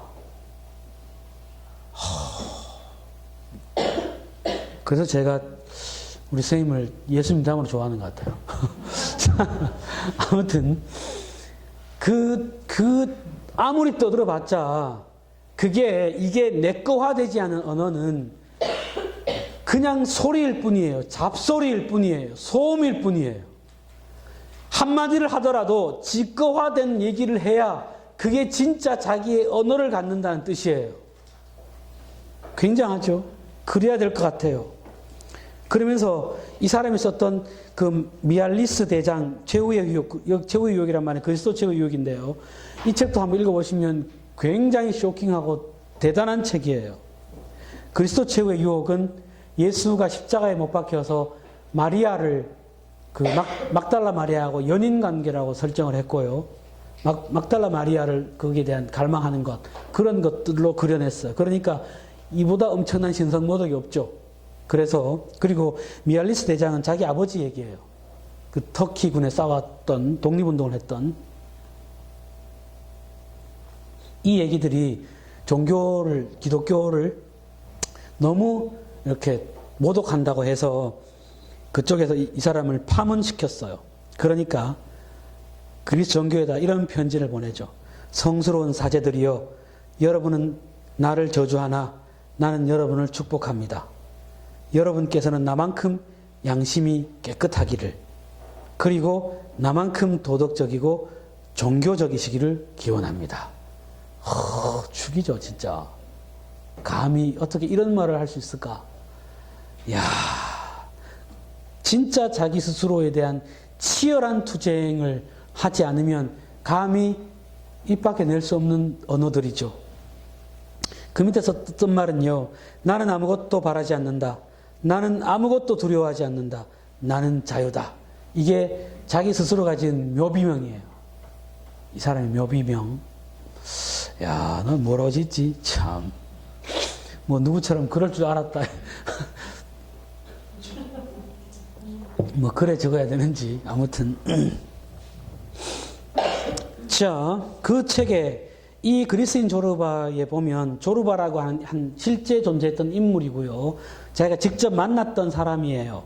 그래서 이 사람의 평생에 굉장히 깊은 자기한테 영향을 줬던 사람이고요. 그 사람이 만났던 이야기를 가지고 소설화했어요. 자, 첫 번째 장면. 두목. 이 조르바가 이 저자를 향해서 하는 말이에요. 두목, 돌과 비와 꽃이 하는 말을 들을 수 있으면 얼마나 좋겠어요. 우리를 부르고 있는지도 모르는데 우리가 듣지 못하는 것일 거예요. 두목, 언제면 우리 귀가 뚫릴까요? 언제면 우리가 팔을 벌리고 사물, 돌과 비와 꽃과 그리고 사람들을 안을 수 있을까요? 두목, 어떻게 생각해요? 당신이 읽는 책에는 뭐라고 쓰여 있습니까? 조르바는 그냥 노동자거든요. 삶을 어떻게 살면 이런 생각을 하면서 살 수 있을까? 돌과 비와 꽃과 바람이 하는 말, 바람이 말하고 있지 않을까요, 실제로? 우리가 못 듣고 있는 거 아닐까요, 진짜? 이 땅에 존재하는 그 어떤 것도 언어를 갖고 있지 않을까요?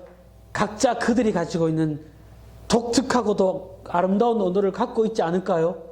그런데 우리는 너무 오만에 빠지고 마치 인간이 세계의 주인인 양, 내가 내 인생에 개코도 아무것도 아니면서 그 교만에 빠져서 그들의 소리를 듣지 못하는 귀를 갖고야 만 게 아닐까요? 그게 들릴 수만 있다면 정말 이 세상은 신비로 가득하지 않을까요? 자연의 소리를 들을 수 있다면 우리가 감히 동물들이나 식물과 자연을 향해서 함부로 할 수 있을 수가 없죠. 도저히 그럴 수 없을 거예요. 이 세상은 얼마나 아름다울까? 우리가 길거리를 가는데 그 꽃의 이야기를 들을 수 있다면 도대체 우리는 뭘 읽고 있을까요? 도대체 비아냥거리는 거예요. 이 조르바가 봤을 때 니 맨날 책 읽고 있는데 책에 인간이 그보다 훨씬 더 고귀하다고 하는 인간이 쓴 책은 도대체 뭐라고 말하고 있는데 어떤 얘기를 너한테 해주고 있는데 나는 그 책보다 차라리 이 돌과 꽃과 바람의 이야기를 듣고 싶어요. 그 얘기를 들을 수만 있다면 얼마나 좋을까요? 놀라운 통찰인 거예요. 이런 사람이 어떻게 존재했을까 싶을 만큼 그래요. 그러니 우리가 무엇을 읽을지, 우리가 읽고 있는 책들이 도대체 우리에게 뭘 가르치고 있는지, 그리고 우리는 아이들에게 어떤 시선과 눈을 지금 가르쳐 주고 있는지, 우리는 진짜 우리가 첫 번째 시간에 읽었던 눈먼 자들의 도시처럼 우리는 눈이 먼 게 아닌가, 진짜. 미친 게 아닌가, 세상을 살아가는데. 그런 게 아닌가 싶어요. 두 번째 장면. 말썽이 생기는 건 질색이에요. 내가 짜증으로 응수했다.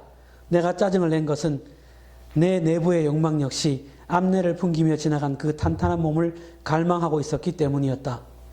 말썽이 질색이라고? 조르바가 어이없다는 듯이 소리쳤다. 어디 좀 들어봅시다. 두목이 원하는 건 도대체 뭔지? 나는 대답하지 않았다. 산다는 게 곧 말썽이요. 내가 대꾸하지 않자 조르바가 계속했다. 죽으면 말썽이 없지. 산다는 것은 두목, 당신 산다는 게 뭘 의미하는지 아시오?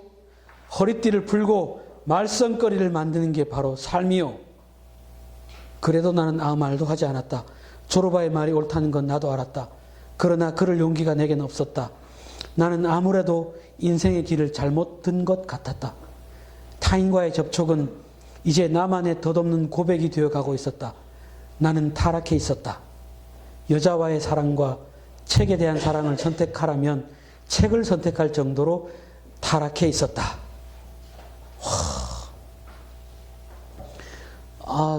이런 이 사람의 통찰을 보면 정말 눈물이 날 것 같아요. 진짜 내가 타락해 있구나. 우리의 삶이 타락한다고 해서 무슨 지난번에 얘기했듯이 무슨 특별한 죄를 짓는다는 의미가 아니고요. 정말 우리는 자기 삶을 살아가는데 진짜 솔직하지 못하게 되는, 그걸 의식도 못하게 되는, 한 번도 바람의 소리를 들으려고 해보지도 않는 타락한 존재가 되었구나. 제가 이렇게 썼어요. 삶이 아닌 것을 삶이라고 착각하는 타락, 그것보다 더 끔찍한 타락이 있을까? 내가 아닌데 나라고 생각하는 어리석음, 이보다 큰 어리석음이 있을까? 몸과 마음이 다르다고 여기는 생각, 이보다 큰 착각이 있을까? 아무것도 하지 않으면서 그저 머릿속으로만 생각하기만 하면서 마치 내가 좋은 사람인 양 하는 이것보다 더 큰 비겁함이 있을까? 그 어떤 것도 하지 않으면서 능력이 없어서 형편이 좋지 않아서 이보다 더 끔찍한 변명이 있을까? 정말이지 죽음보다 더 지독한 병에 걸린 것은 아닐까? 이 책을 보면 소설책이 있고 약간 거슬리는 부분도 없지 않아 있지만 정말 좋은 통찰들을 많이 줘요. 어떻게 소설 속에 이렇게 표현할 수 있을까? 이런 말들을 쓸 수 있을까? 진짜 조르바라는 사람 도대체 어떡하지? 이 작가인 니코스 칸자키서 이렇게 말해요. 내가 인생에서 다른 그 어떤 학교도 다 때려치우고 조르바라고 하는 학교에 들어갈 수 있다면 지금까지 학교에서 배운 그 어떤 것보다 더 많은 것을 배울 수 있었을 텐데 그런 표현을 해요. 그렇죠? 이 사람 얘기를 보면 참. 그리고 그 밑에 그 씬 4번 같은 경우 봅시다. 자, 만사는 마음먹기 나름입니다. 그가 조금 뜸을 들이고서는 말을 계속했다. 지금 계속 조르바가 얘기하는 거예요. 믿음이 있습니까? 그럼 낡은 문설주에서 떼어낸 나무 조각도 성물이 될 수 있습니다. 믿음이 없나요? 그럼 거룩한 십자가도 그런 사람에겐 문설주나 다름이 없습니다. 이게 뭐냐면 자기가 자기 할배 얘기하면서 자기 할배가 이제 평생 가고 싶었던 성지순례를 떠나요.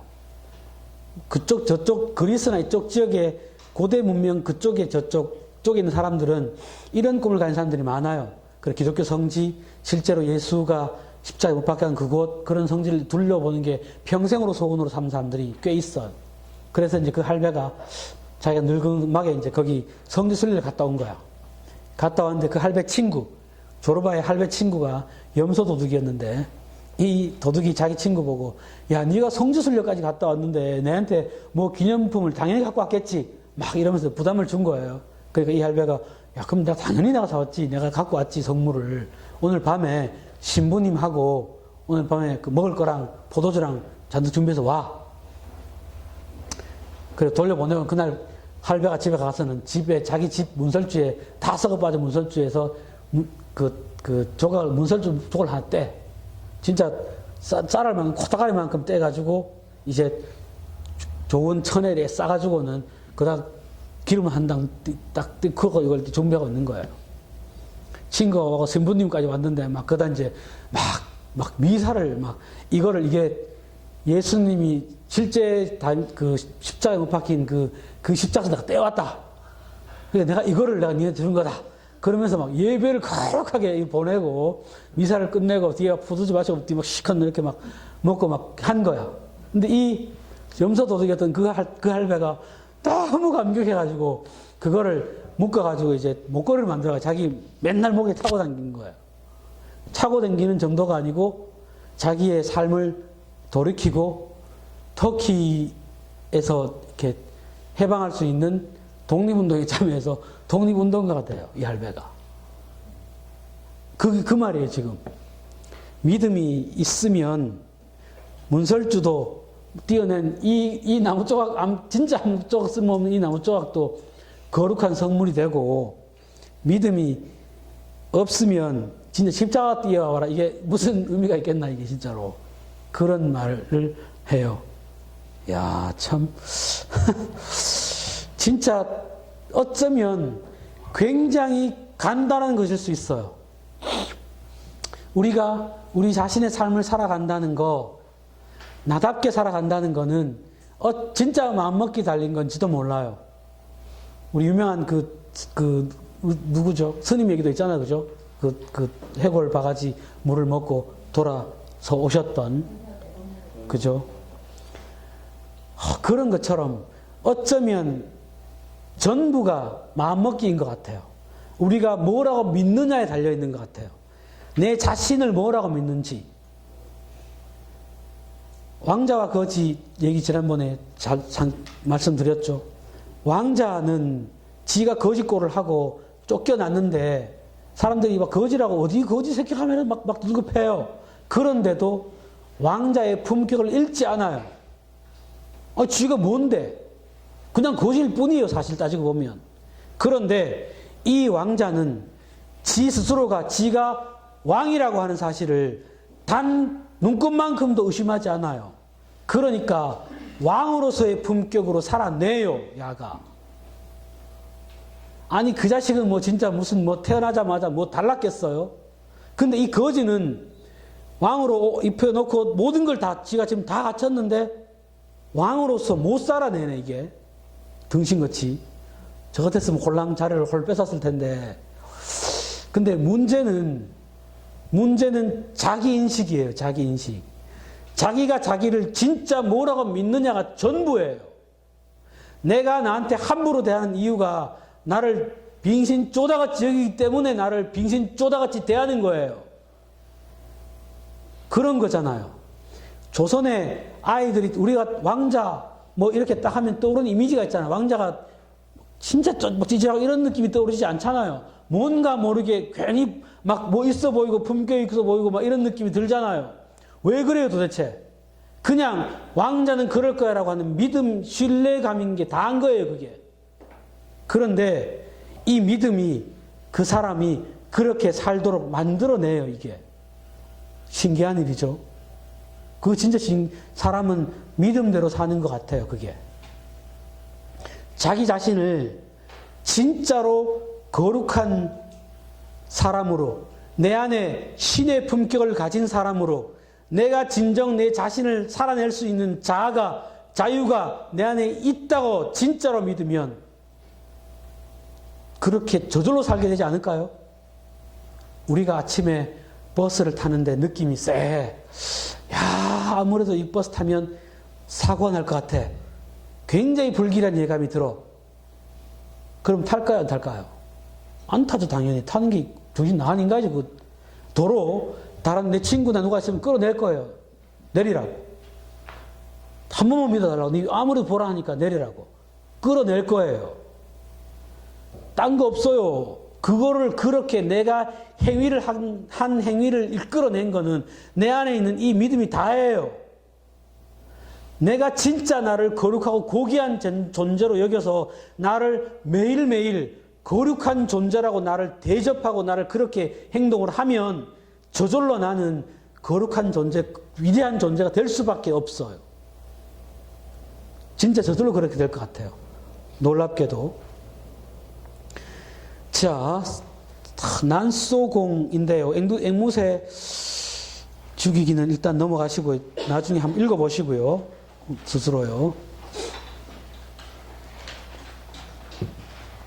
난소공도 참 이거 유명한 책이고 오래된 책인데요.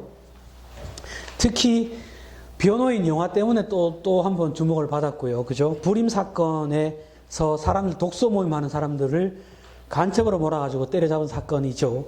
그 사람들 읽었던 책이 난소공이에요. 읽어보세요. 거기에 무슨 빨갱이 요소가 있는지. 의외로 있는 것도 같고, 그러고 보니. 자, 아무튼, 거기서 난제이가 쏘아 올린 작은 공이란 책을 줄임말로 난소공이라 부르고요. 조세희 씨가 쓴 책인데요. 작은 단편들이 이렇게 10개인가 뭐 이렇게 12개인가 되어 있죠. 거기서 한 장면. 자, 첫 번째 장면 한번 읽어볼게요. 내 죄를 말하라니까. 오빠, 네가 우리 옆집으로 이사 오는 게 좋았어. 나는 처음부터 오빠를 좋아했어. 나는 잠자리에 누워서 오빠를 생각하고는 했어. 이게 나의 죄야. 너의 잠자리는 늘 따뜻했지? 50년생 굴피나무까지 얼어 터지게 한 지난 겨울 네 방의 온도는 몇 도였지? 몰라. 넌 겨울에도 반팔 옷을 입고 살았지? 목욕을 하고 싶으면 언제나 네 방에 딸린 목욕탕에서 목욕을 할 수 있었지? 너는 잠을 자다 춥고 배고파 깨본 적이 없지? 그런데 은강방직 공장에 나가는 난장이 아저씨의 딸은 어땠는지 아니? 몰라. 난 몰랐어. 그게 너의 죄야. 그게 모르고 있는 모든 사람들의 죄야. 경애라고 하는 여자아이가 윤호를 좋아하는 게 나는 사랑한 게 죄다 니를 이렇게 말하는데 윤호는 모르는 게 죄다 라고 얘기를 하죠. 모른 척하는 거, 모르는 게 죄다. 어렸을 적에는 모르는 것이 죄가 아닐 수 있을 것 같아요. 그러나 성인이 됐을 때 내 삶에 대해서 스스로 책임지지 못한 게 된다면 몰라서 그랬다라는 말은 진짜 비겁한 변명일 수밖에 없는 것 같아요. 지금도 여전히 거인들의 그림자 뒤에서 절규하고 있는 난장이들이 너무나 많이 있어요. 그것을 외면하는, 나만 잘 살겠다고 하는 것은 틀림없이 죄임에 분명해요. 특히 가진 자들. 요즘 한국 사회를 보면 진짜 부자라는 것 자체가 죄가 아닐까라는 생각이 들 지경이에요. 내가 부자가 아니까 자꾸 금마들한테 죄인이라고 내가 떠드는 거죠. 그렇지만 또 한편 소위 배운 자들, 소위 신앙, 그게 종교를 가진 자들, 더욱더 그들에게 죄이어야 돼요, 그게. 내가 가지고 있는 소유나 지식이나 신념이나 이런 것들은 내 자신만을 위한 것이 아니기 때문에 그것은 모르는 것, 그래서 외면하는 것은 틀림없는 이 시대의 죄가 될 것 같아요. 끔찍한 죄가 될 것 같아요. 윤호는 저희들이 가져야 할 어떤 과제를 떠올리고는 했다.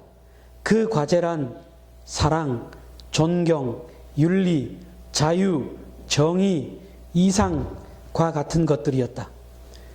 윤호는 외면하는 죄, 스스로 과제를 정해요.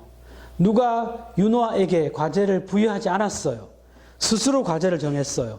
외면하는 게 죄, 모른다는 게 죄이기 때문에 그 죄에서 구원하기 위해서, 그 죄에서 벗어나기 위해서 스스로 과제를 정했는데 그 과제가 바로 사랑하는 것이고 존경하는 것이고 저하하는 것이고 그런 걸 스스로 과제를 선택하죠.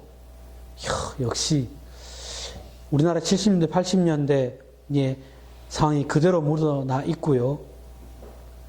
그런데 그런 사람들이 자기한테 당당하고 세상에서 좋은 사람으로 자라나가고 있는 것 같아요. 자, 조금 더 가보겠습니다. 조지 오웰의 1984년.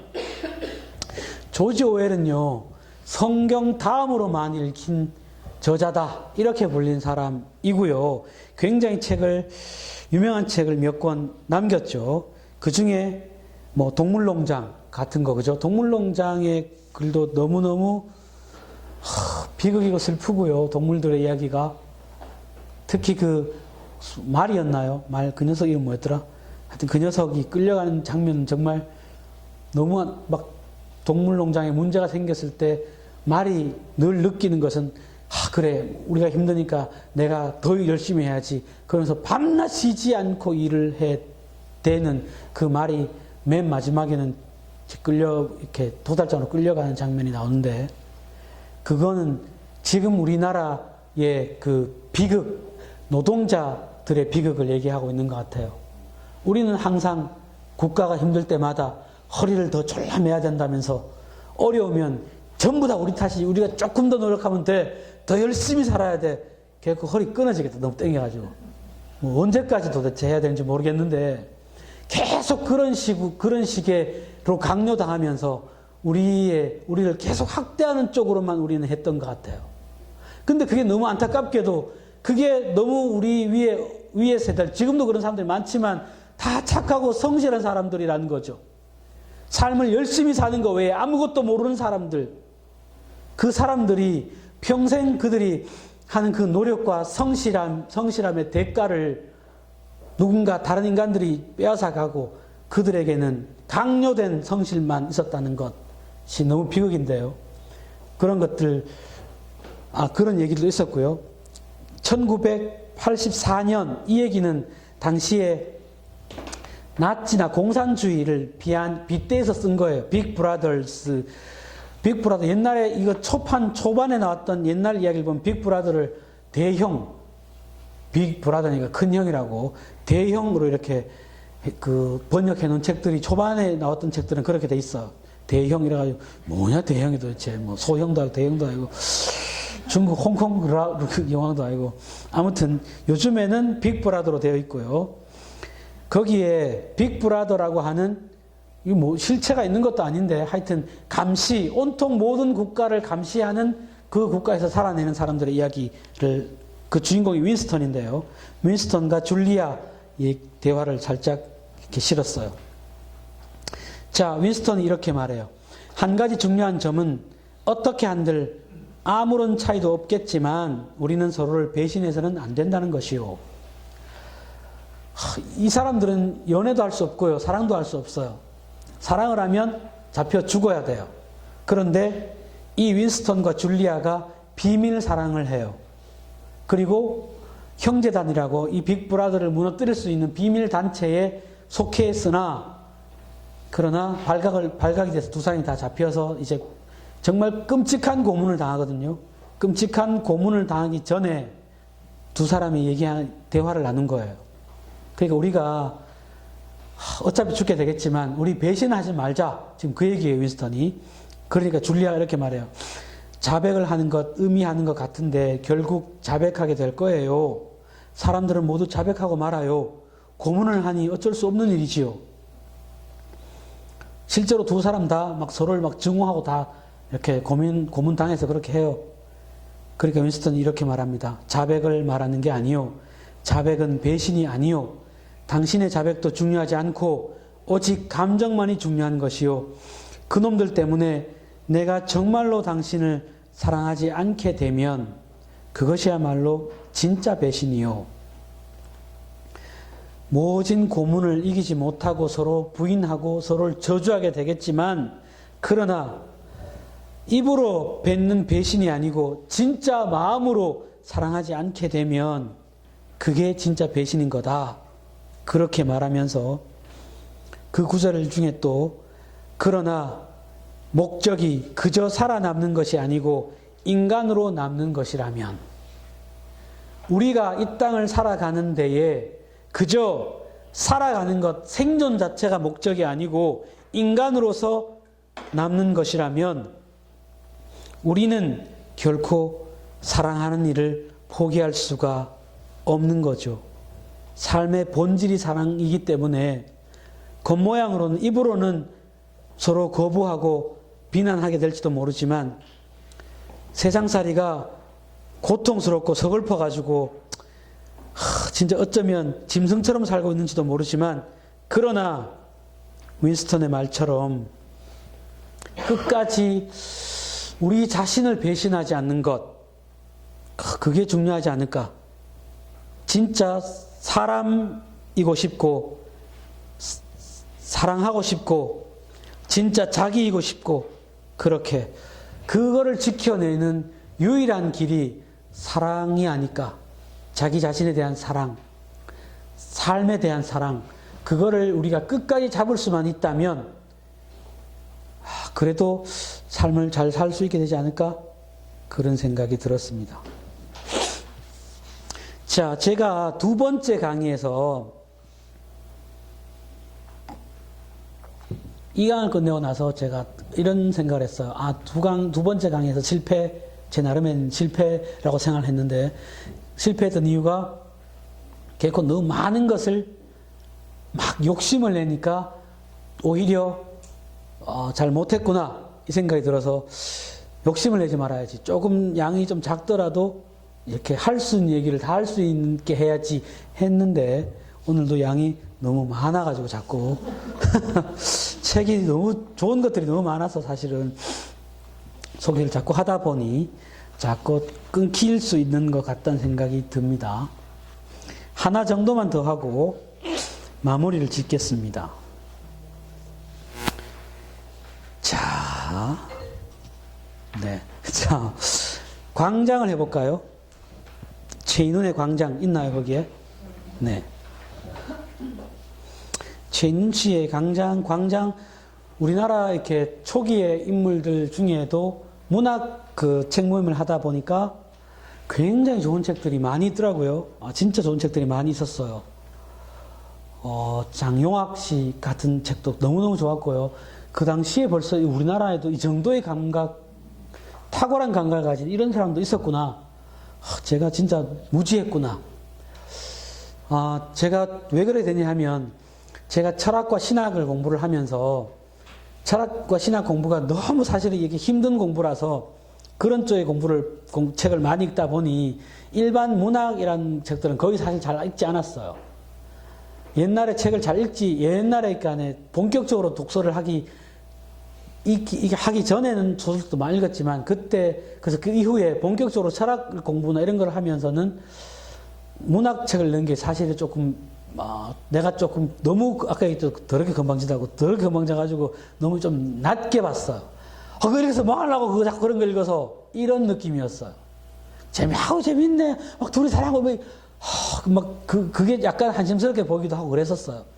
그랬는데 철학 공부를 이렇게 신학 이쪽을 많이 하고 난 이후에 오히려 나중에 이런 책들을 읽으니까 이게 백미가 문학이구나. 이 오히려 그 대가들이 썼던 소위 정말 좋은 책으로 불리는 그 소설 속에서는 이런 그 철학이나 그 종교 안에 있는 수많은 사고나 사상들이 그 문학 속에 그렇게 이렇게 묻어나게 썼구나, 이 사람들이.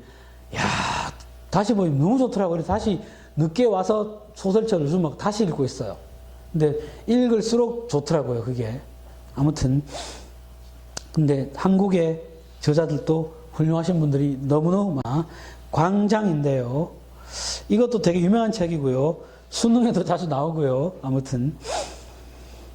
자, 거기에서 제가 썼던 글을 그냥 그대로 한번 읽어보겠습니다. 제목을 제가 나도 갸륵하게 지고 싶다 이렇게 썼고요. 우리 목숨을 주무르는 사람의 눈으로 보면 모든 사람이 장사미사 그놈이 그놈이다. 자기만 별난 줄 알면 못난이 사촌이다. 광장에서 졌을 때 사람은 동굴로 물러가는 것. 그러나 과연 지지 않는 사람이라는 게 이 세상에 있을까?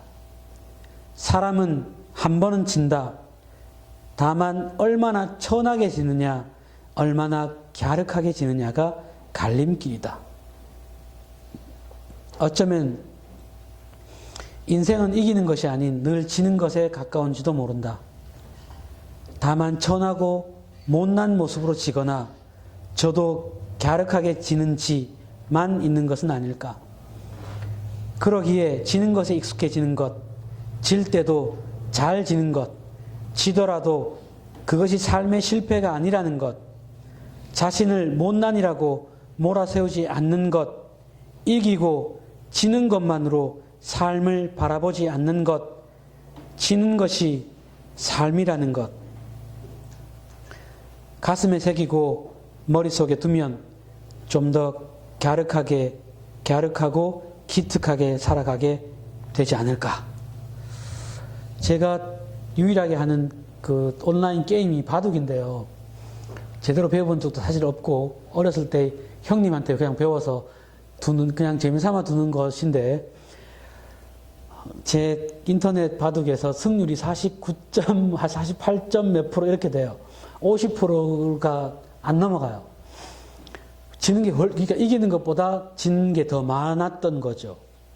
근데 그거 보면 신기한 게 지는 게 더 많았는데 이게 급수는 점점점 더 올라갔어요.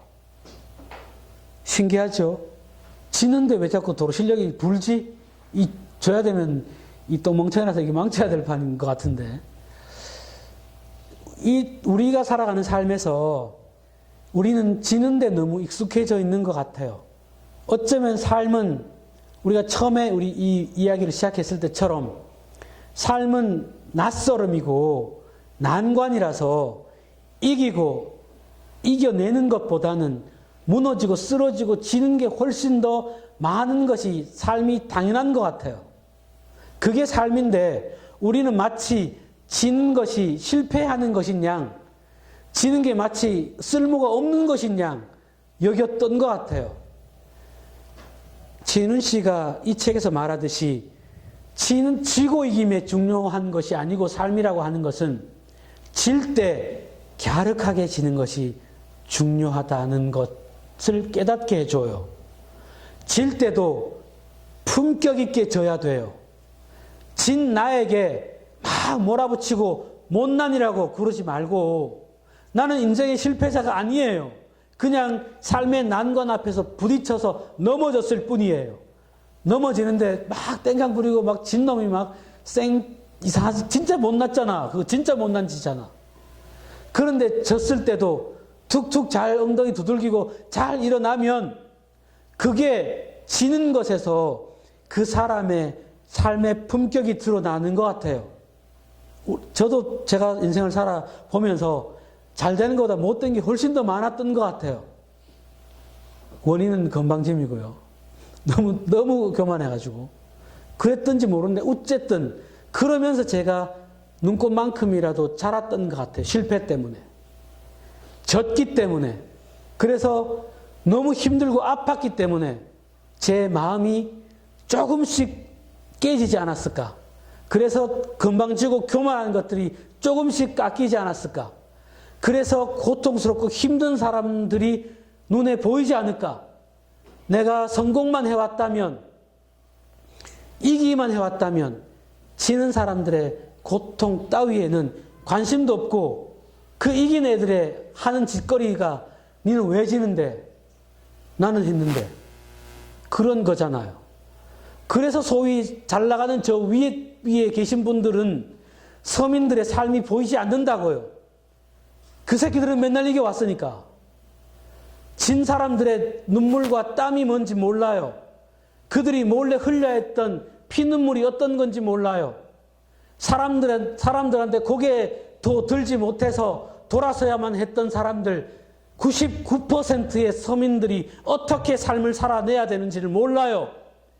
그래서 그놈들은 그들을 향해서 손가락질을 해요. 왜 졌냐고, 노력이 부족하지 않았냐고, 더 열심히 살지 그랬냐고. 그런데 착각인 것 같아요. 아니에요. 삶은 이긴 자들이 아니고요. 진 자의 삶이 더 거룩해요. 우리의 삶에 진실이 있어요. 자꾸 우리가 우리의 삶을 그들의 저 위에 있는 놈들의 그 강요된 눈으로 자꾸 보니까 내가 더 초라하고 더 비참하고 더 비굴하고 더 이상한 놈이 되잖아요. 그렇지 않아요. 우리는 시도하지 않았던 거 아니고요. 끊임없이 시도해 왔고요.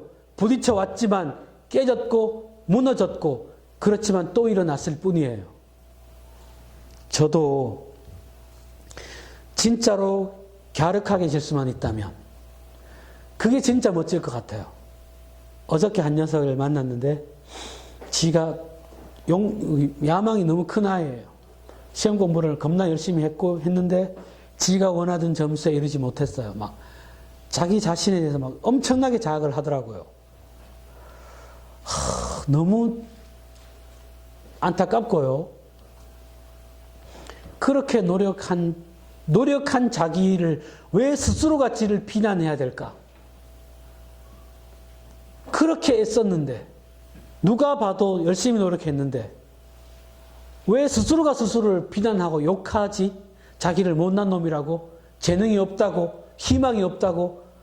맙소사, 희망이 없대요. 그만큼 우리 사회는 정말 끔찍하게 타락되어 있는 것 같아요. 우리 스스로의 실패조차도 정당한 노력에서 무너져 있는 그 결과를 받아들이는 것조차도 온전하게 받아들이지 못하게만 할 만큼의 스스로 타락했고 세상이 타락했고 그래서 갸륵하게 지는 법을 배우면 어떨까? 자꾸만 실패했을 때 나를 어떻게 내가 다독거리면서 또다시 일어설 수 있게 만들까? 생을 바라보는 내 시각을 어떻게 해야 진짜 한 번이라도 들리는 저 개구리 소리들을 들으면서 저 소리가 들려서 막 행복할 수 있을까? 비치는 햇살 때문에 얼마나 막 기뻐해야 할까? 제가 얘기할 때마다 드는